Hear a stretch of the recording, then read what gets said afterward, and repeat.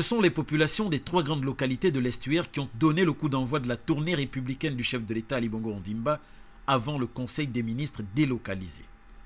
Cette tournée, rappelons-le, permet au président de la République de s'imprégner autant que faire se peut des réalités vécues par ses compatriotes dans leur environnement respectif.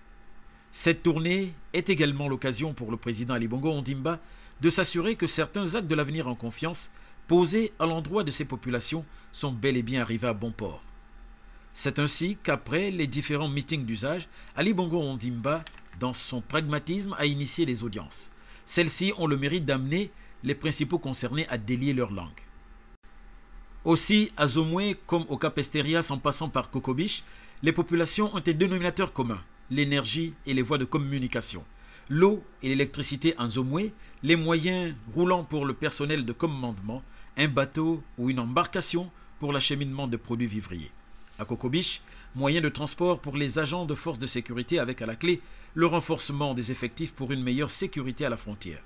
Aménagement de la caserne de gendarmerie. Mieux, les jeunes sollicitent la transformation de leur collège d'enseignement secondaire en lycée.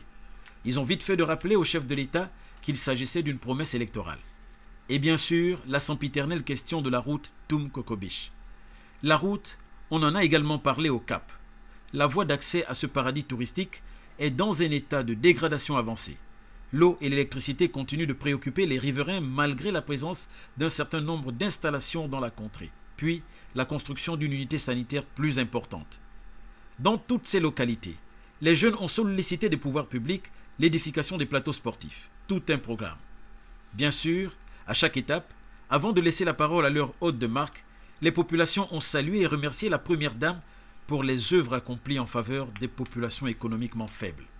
L'on cite pêle-mêle les microcrédits à Cassis, les médicaments, trousseaux, layettes pour filles mères et la prise en compte des problèmes liés à la veuve et à l'orphelin.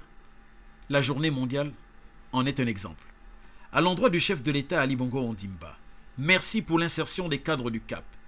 Kokobich attend également son tour. Dans ses réponses, le président de la République dit avoir pris en compte l'ensemble des doléances.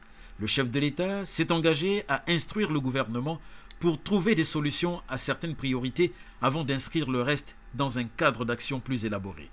C'est d'ailleurs, fort de ces instructions, que le Premier ministre Paul Biya a confirmé le démarrage de l'opération adduction d'eau et extension électrique au Cap, opération initiée par le président Ali Bongo Ondimba. Le contentieux qui oppose l'entreprise adjudicataire au gouvernement est en passe d'être réglé.